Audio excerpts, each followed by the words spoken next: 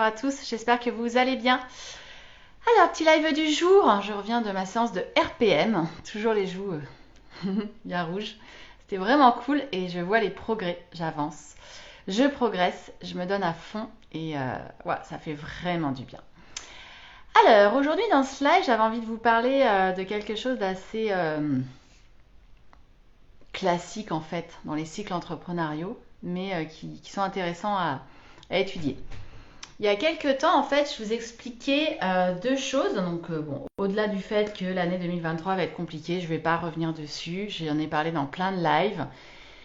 On avait eu des signes, nous, on avait eu deux signes, en fait, qui nous indiquaient que ça allait être compliqué et qui nous ont amené à prendre des décisions assez difficiles et assez radicales. D'abord, il y avait des contrats de coaching qui avaient été coupés par les clients, qui étaient négociés et qui ont été coupés avant démarrage, évidemment, parce que eux-mêmes étaient en gestion de crise, donc ils étaient bien désolés, mais ils ne pouvaient pas continuer à programmer l'accompagnement, ils réduisaient tout leur budget. Et puis l'autre chose, c'était que les décisions, en fait, prenaient des mois, des semaines, même pour une simple formation, ça prenait beaucoup de temps. Et là, après une période où ça a été effectivement très contracté, très tendu, où il y avait peu de business parce que voilà, tout le monde faisait attention, etc. Là, depuis les 2-3 semaines, il y a beaucoup de choses qui se passent, qui se sont réouvertes. Nous, on a rentré pas mal de business et ça fait du bien, j'avoue. Et notamment sur ces deux points-là, c'est assez drôle. Pas plus tard qu'aujourd'hui même, tout simplement. Les clients qui avaient coupé des contrats de coaching est revenu pour réouvrir sur d'autres contrats de coaching. Donc en fait, il ne coupait pas l'accompagnement, mais il triait ses prestations d'accompagnement pour nous envoyer soit vraiment des personnes qui vont prendre des gros postes à responsabilité. Donc là, ils estiment qu'effectivement, l'investissement vaut le coup, de leur point de vue, hein. Soit pour nous envoyer les cas les plus complexes. Donc du coup, je pense qu'on va s'amuser. Les cas où ils sont un peu désespérés, et du coup, en dernier recours, ils se disent, tiens, si on appelait Natacha, elle pourrait peut-être coacher la personne. Alors, eux sont désespérés, hein. Moi, j'ai même pas encore vu la personne en question parce que c'est le DRH qui m'a laissé un message et ça m'a fait rigoler. Donc du coup, voilà. Donc il y a certains contrats, je trouve ça dommage en fait, malheureusement, hein, pour les personnes qui vont pas être programmées tout de suite. Et puis, pour autant, tout n'est pas fermé et pour leurs cas les plus complexes ou pour les postes à plus haute responsabilité, ils accompagnent, ils ouvrent. Ça, c'est la première chose. Donc du coup, nous, c'est cool, hein, c'est du business. Moi, j'aime bien les cas complexes. Ça me challenge, ça me fait pas du tout peur. J'adore accompagner les gens qui prennent des grosses responsabilités. Je trouve ça assez challengeant aussi parce qu'il y a tout l'aspect pression à gérer, délégation, organisation, management, etc. Donc c'est plutôt cool. Et puis l'autre sujet, je vous avais dit, c'est les délais très longs. Là, typiquement, on vient de rentrer un gros contrat pour une formation sur les risques psychosociaux.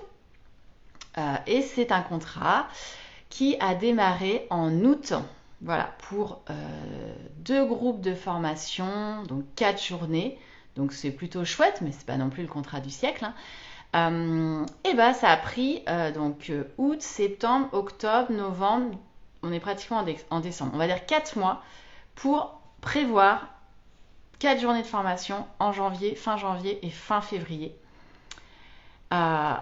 Et il y a eu, je ne sais pas combien d'allers-retours sur ce dossier. Donc c'est déjà un dossier, je trouve, à peine rentable parce que on y est allé, on a été en rendez-vous à 1 heure d'ici. La DRH était fort sympathique mais extrêmement bavarde, donc on est resté, je crois, 3 heures.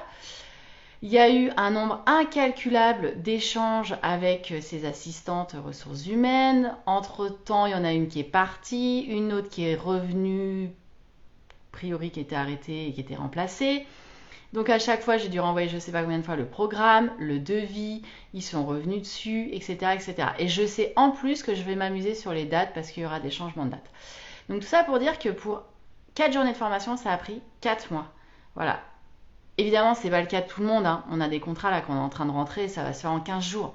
Mais tout ça pour vous dire que quand je vous disais qu'effectivement les entreprises mettaient un temps de dingue pour prendre des décisions sur ce type de prestations, c'est important de l'avoir en tête et je pense qu'en 2023 ce sera pareil. Parce que ça allonge pour nous, voilà, la rentrée de trésor, etc. Le prévisionnel, c'est plus compliqué à gérer. En plus, moi, je travaille avec des sous-traitants.